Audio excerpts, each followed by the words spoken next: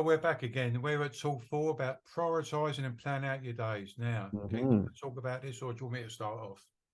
You go ahead, Pete. I always love to hear your thoughts, so please go ahead. Yeah. Well, this was another one really, because I'd say I'm an overachiever still. I try and I'm trying to ram so much into my day, I suppose. But Yeah. what I found that by prioritising what I actually need to do, I have a better day. And plan it out a little bit more. Sometimes I let things.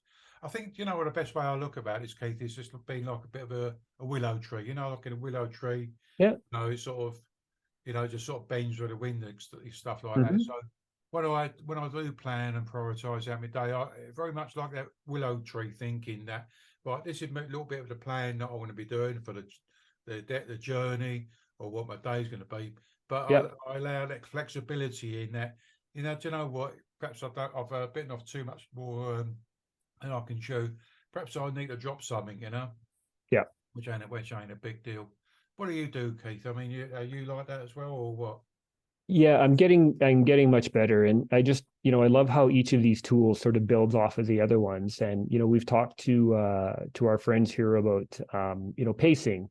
And, pacing and prioritizing are not mutually exclusive. But we do. You used the willow tree analogy, which is brilliant. I love that. I also think some days my days are like a battery. I've got so much in my battery and I need to understand how much of that energy I can use. And as my day goes on, I might be changing my plans, knowing, well, I wanted to do something, but now I'm going to either have to reduce that or maybe reschedule it because I just don't have the energy that I need.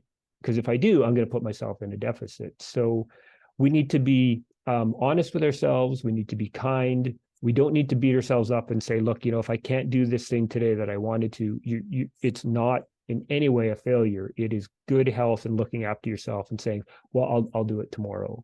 Yeah, I really like your willow tree analogy. I think that's brilliant. We do bend and twist with our day, and we just need to be thinking ahead of how things are going. Critically important tool.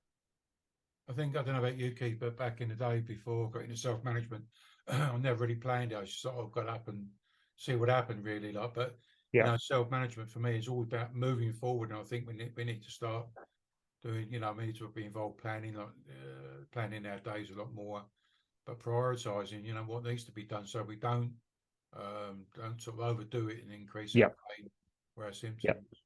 Yeah, totally agree. I was the same way. I would just start my day and just see where it took me. And now I realize how much I'm thinking first thing in the morning about what I need to do and how I'm going to do it. And then throughout the day, seeing if that plan's going to work and reprioritizing. So it really is about looking after ourselves first.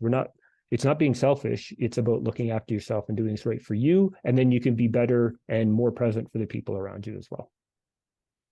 Okay, guys. So listen, we've come to the end of the tool 4. We're going to go on to see you on the next video of tool 5, which is all about setting goals and action plans, which Excellent. will help us with our planning, etc.